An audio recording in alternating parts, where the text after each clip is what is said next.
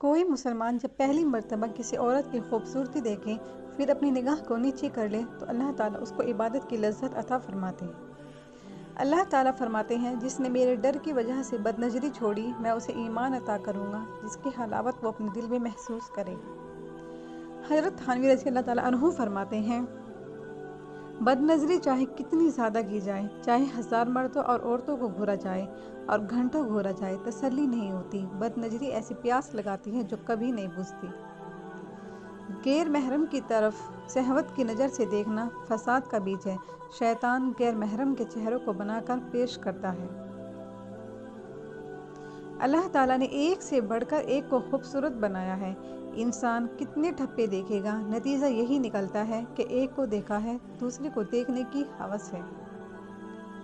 نظر کا تیر جب پیوست ہو جاتا ہے تو پھر دل کی کڑن بڑھنا شروع ہو جاتی ہے۔ جتنی بد نظری زیادہ کی جائے گی اتنا ہی زخم زیادہ گہرا ہوتا ہے۔ زنا کے عمل سے بہت سے لوگ بچ جاتے ہیں کیونکہ اس کے لیے بڑے اہتمام کرنے پڑتے ہیں۔ پہلا تو جس سے زنا کرنا چاہیں وہ راضی ہو، دوسرا مناسب موقع اور جگہ میسر ہو، تیسرا تنہائی بھی ہو، ورنہ ڈر لگا رہتا ہے کہ اگر کسی کو خبر ہو گئی تو عزت خاک میں مل جائے گی۔ اس لیے شریف اور عزت دار لوگ اس میں کم مبتلا ہوتے ہیں۔ اگر پیشے ور عورت سے زنا کرنا چاہے تو مال پیسہ پانی کی طرح بہانا پڑتا ہے۔ اس کے علاوہ ایڈز، آتشی سوجا جیسی خطرناک بیماری کا ڈر لگا رہتا ہے۔ اور بد نظری والے گناہ کے لیے اس میں سامان کی ضرورت ہی نہیں ہوتی، نہ ہی اس میں بدنامی کا ڈر ہوتا ہے، کیونکہ اس کی خبر اللہ ہی کو ہوتی ہے کہ نیت کیسی ہے۔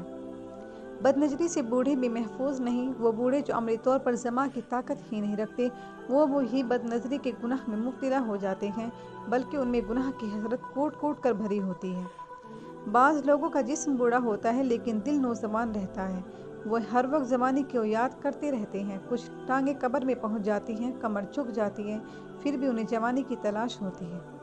بوڑھوں کو سوچنا چاہیے کہ اگر جوانی غفلت میں گزر گئی تو چلو بڑھاپے میں ہی اللہ کو یاد کر لیں، مگر یہاں تو الٹی گنگا بہتی ہے۔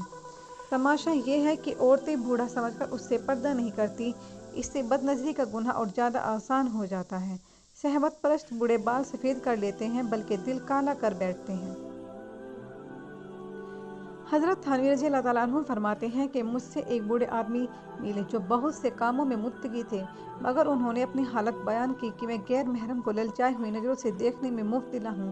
بد نظری کا کتنا بڑا نقصان ہے کہ بوڑھا آدمی قبر کے کنارے تک پہنچ جاتا ہے مگر یہ خطرناک مرض ساتھ لگا رہتا ہے۔ جس آدمی کو بد نظری کی بیماری لگ جائے وہ باطنی طور پر کمزور ہو جاتا ہے، نیک عمل کرنا اس کے لیے مشکل ہو جاتا ہے، دوسرے لفظوں میں اس سے عمل کی توفیق چھین لی جاتی ہے۔ نیک کام کرنے کی نیت بھی کرتا ہے تو بد نظری کی وجہ سے نیت میں فتور آ جاتا ہے۔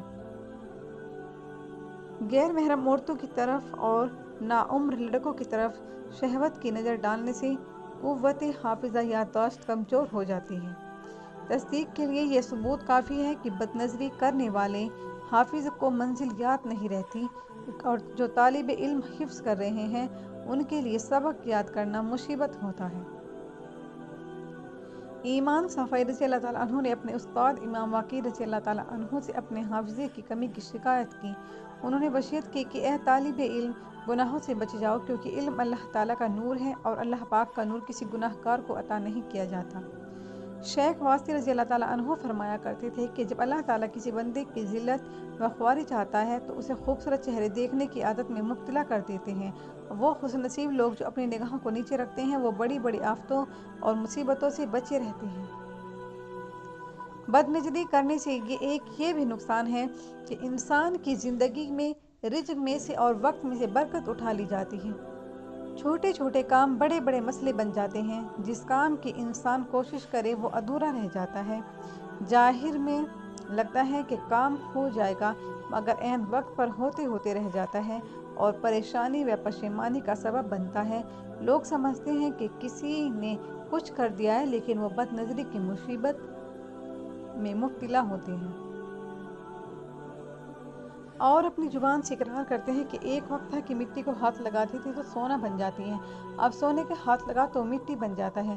معلوم ہوا کہ بد نظری کی وجہ سے انسان کی زندگی سے برکت اٹھا لی جاتی ہے۔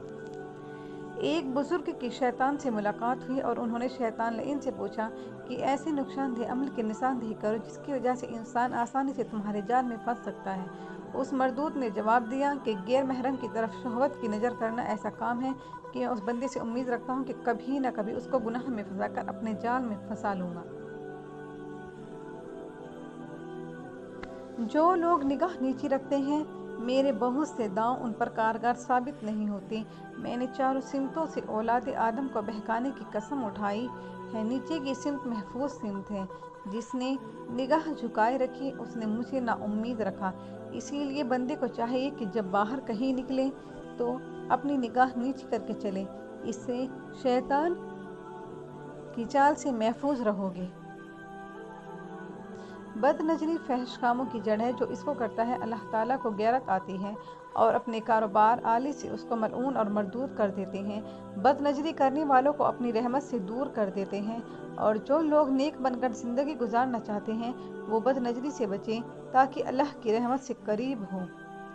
جو لڑکیاں بن سنور کر بے پردہ گلی بازاروں میں گھومتی رہتی ہیں اور جو لوگ ان کی طرف للچائی نظروں سے دیکھتے ہیں، وہ دونوں اللہ تعالیٰ کی لعنت کے حقدار بنتے ہیں۔